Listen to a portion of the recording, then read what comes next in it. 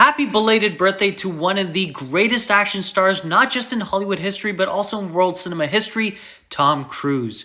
And also to all the American viewers on this channel, happy Independence Day as well. So now we are almost at the release date for Mission Impossible Dead Reckoning Part 1. And I wanted to do a ranking of the best Mission Impossible films from worst to best. Even though I don't think any of the movies are bad in the series, I'm just going to rank whatever I feel is the weakest film till the best film in the series so far. And it's one of the only franchises that I know of that actually gets better with each and every single film that succeeds each other. So yeah, let's start the list from the weakest to the best. To be honest, I would say Mission Impossible 2 is the least viewed film in the series for me. But I will give it this. It has one of the coolest posters, not just in the series, but in film history. I love this poster. It just exudes action-packed thrills and just has a great color palette to it. But there's some great sequences in this film, especially the rock climbing sequence, because Tom Cruise, being Tom Cruise, actually did that sequence all on his own. No stunt doubles or anything. So that's really cool to see. But yeah, the film just doesn't feel as suited to the series as the rest of the films. I feel like this one's kind of like an outlier. And John Woo, who's a great director, I feel like he was the wrong choice to direct this movie or this kind of film. It visually is a stunning film, but I feel like it just doesn't have the Mission Impossible flavor. It's not a horrible movie. I would say it's just the weakest out of all the films so far in the series.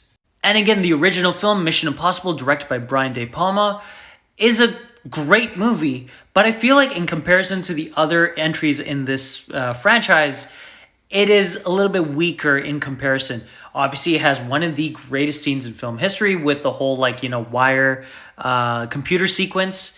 But again, I feel like because the whole train, action sequence is very CGI and it's very evident now when you rewatch it, I feel like stuff like that makes me not want to watch the film as much as the other entries in the list. But again, Mission Impossible was the breakthrough for the franchise. It started up the franchise. And obviously, it is still an interesting and great 90s flick. But in comparison to the other films in the list, I would say it's a little bit weaker than the rest. But just better than Mission Impossible 2 for sure. And we get to Mission Impossible 3, which was directed by J.J. Abrams. And I really like Mission Impossible 3. It's very hard to rank the rest of the series after the first two films because they're all great entries. Mission Impossible 3 is just a very darker film in comparison to the rest of the series. There's a lot of intense and very thrilling sequences in this movie. Philip Seymour Hoffman is an amazing villain in this film. And we get to see Simon Pegg joining the team. And, I feel like Mission Impossible 3 is right when the franchise was starting to get its gear going in terms of where it wanted to be and what kind of franchise it was trying to be. And again, great performance from Tom Cruise, some really great visceral action. But I feel like, again, in comparison to the rest of the series, this one is the last just good film. The rest of the series, in my opinion, are all excellent films. Ghost Protocol is the third best film in the franchise. Brad Bird, who was a director on The Simpsons and also directed The Incredibles, directed this film. And this was his first ever live action film. And you can't even tell because he does a great job in this film. The whole sequence in Dubai where he's climbing the Burj Khalifa is insane. Obviously, again, Tom Cruise being Tom Cruise actually climbed the Burj Khalifa. And there's a great photo of him on top of the Burj Khalifa just sitting there. The guy is an insane action star. And Ghost Protocol is just a great time. I really enjoyed it. It's just a great movie. And, Jeremy Renner joins the team here too. Paula Patton was great in this movie too. But again, it's an excellent film, but I feel like the other two movies that Christopher McQuarrie directed for the franchise were just a tad bit better than Ghost Protocol. But again, Ghost Protocol would be the best film in an action franchise if it were in another franchise. But for Mission Impossible, I would say it's the third best film so far in the Mission Impossible franchise. And the second best film in the franchise has to be Rogue Nation, the first film directed by Christopher McQuarrie. And it is insane that a fifth movie in a franchise could be the second best, in my personal opinion, film in your franchise. That is insane. That's longevity and quality in terms of like the kind of talent and entertainment that you're getting from this, overall franchise. Rebecca Ferguson joins here, and she is one of the best action stars in recent years. I loved her character, Elsa. She was such a great addition to the franchise. She was such a force of nature in this film. And, Sean Harris's villain character was introduced here too. And yeah, Rogue Nation starts off incredibly with the airplane sequence of, Tom Cruise hanging off the big airplane.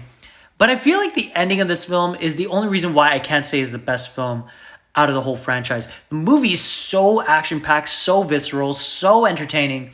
But I feel like the ending is a little bit of a letdown, in my personal opinion, in comparison to the rest of the movie, because the rest of the movie is just high octane. And the ending is kind of like, it's good, but it kind of makes me not want to watch the ending for this movie as often as I want to. I watched this whole film from top to bottom like many, many times, but the ending is always kind of like, I'm like, okay, I probably could stop the film here. But again, Rogue Nation is an insane film, but the best film in the whole Mission Impossible franchise is Fallout. Fallout is just insane. It is one of my favorite films of all time. Of all time. That's just my personal opinion. Fallout was such an amazing watch to watch in IMAX. This movie, from start to finish, is so high octane, so thrilling. It just gets better and better and better. There's, the fact that Tom Cruise was running on a broken ankle is insane. The fact that he jumped from building to building is insane. The fact that he was, hanging off of a damn helicopter is insane. The fact that he did all these things in this film. The motorcycle sequence, he actually drove that motorcycle in the movie. The fact that he jumped, he did that whole the halo jump from the sky. He did that.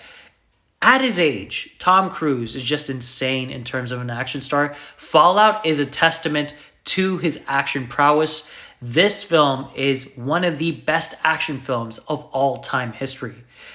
If you've never seen Fallout somehow, some way, please do watch it. Even if you've never seen the Mission Impossible films before Fallout, just watch this movie because it's so entertaining, so action-packed. I've seen this movie thousands of times since it came out in theaters. In theaters, I probably watched it 3 times when it came out. And it is just a great, great time. And I love the way that they used all the locations in this film too. It's one of those rare action movies that, even though it's shot in many different cities and countries, it just feels appropriate to utilize all those locations and all those sets and whatnot. And Henry Cavill was a great villain too. And even the bathroom fight sequence was just amazing too.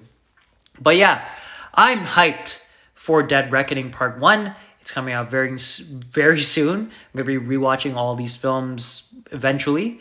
And let me know your ranking in the comments below. Let me know which film in the Mission Impossible franchise you feel is the best in the whole franchise.